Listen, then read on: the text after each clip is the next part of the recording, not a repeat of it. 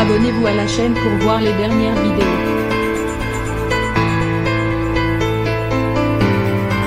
Avec des fraises, sur un gâteau au chocolat, une glace et même pour garnir des croissants, la crème chantilly est toujours une touche de gourmandise bienvenue. Cette crème liquide que l'on fouette pour la montée est d'une réalisation délicate. Et c'est bien pour ça qu'il existe des astuces à connaître au moment de la réaliser. Comme le chef Philippe Etchebest l'a déjà souligné, il est impératif que la crème liquide soit bien froide. Ensuite, il faut adapter son batteur à la bonne vitesse pour la réussir. On passe en revue avec vous toutes les questions que l'on se pose au moment de faire de la crème chantilly, et les solutions en cas de problème.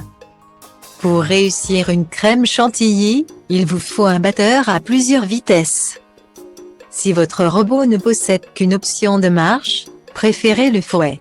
Cela sera plus lent mais vous évite de transformer votre crème fraîche en beurre. Vous devez en effet maîtriser le temps que vous passez à fouetter la crème liquide et la vitesse. Au départ, il faut utiliser une vitesse lente pendant quelques minutes. La texture doit rester aérée. Puis vous augmentez la vitesse progressivement, au moment d'ajouter le sucre glace dans la crème fraîche. Il faut battre plus rapidement et sur un temps court, moins d'une minute.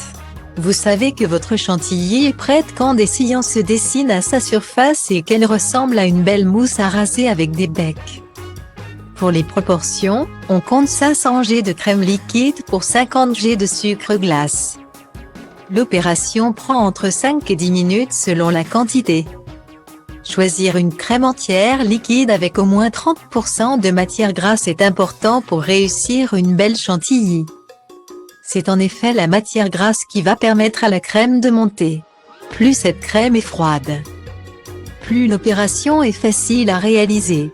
L'astuce, c'est de laisser votre crème et votre saladier une bonne dizaine de minutes dans le congélateur avant de commencer à la faire monter. L'astuce pour une crème chantilly bien ferme est d'y ajouter un peu de crème mascarpone. Vous la mélangez dès le départ avec une crème liquide bien froide, plus épaisse. Cette crème italienne facilite la tenue de votre chantilly. Pour les proportions, vous pouvez partir sur un 3 de mascarpone et 2-3 de crème liquide. Faire monter une crème fouettée repose sur une succession de réactions chimiques liées à la vitesse du batteur qui doit être progressive.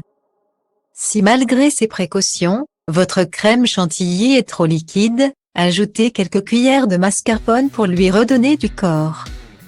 Si, au contraire, elle est trop granuleuse, ajoutez un peu de crème liquide et fouettez-la à nouveau. Maintenant, vous savez tout sur la crème chantilly. Et à l'approche d'Halloween, vous pourrez en arroser généreusement vos pumpkin spice latte. Mais attention! La crème chantilly craint la chaleur. Si votre boisson ou votre gâteau au chocolat sont trop chauds, elle va s'effondrer.